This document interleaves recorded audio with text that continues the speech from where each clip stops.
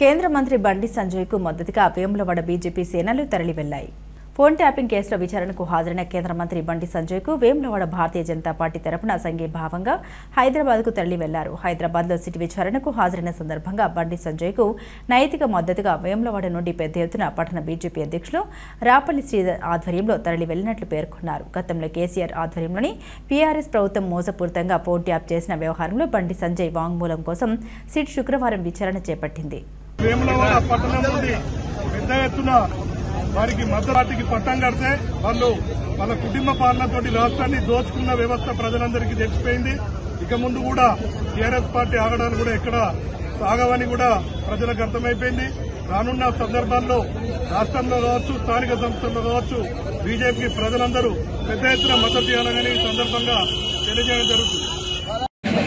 ఈరోజు గత TRS government ఉన్న కాలంలో 10 సంవత్సరాల కాలంలో తెలంగాణ రాష్ట్రంలోని పలు రాజకీయ నాయకుల ఫోన్స్ దొంగచాటుగా విని వారి యొక్క వ్యక్తిగత జీవితానికి అదేవిధంగా రాష్ట్రంలో రాజకీయ అనిశ్చితికి కారణమైనటువంటి టీఆర్ఎస్ ప్రభుత్వ ఇటు విచారణకు సంబంధించిన పూర్తి వివరాలు సంజయన గారు విచారణ అధికారులతో ఇప్పుడు మాట్లాడడం జరుగుతుంది. కొద్దిసేపట్లో మరి బయటకు వచ్చి పూర్తి స్థాయి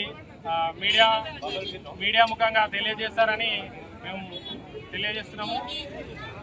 అదేవిధంగా ఈ సిట్టుకు వచ్చిన వేములవాడ కాన్స్టిట్యున్సీ ప్రజలకు, రూరల్ ప్రజలకి ప్రత్యేక కృతజ్ఞతలు.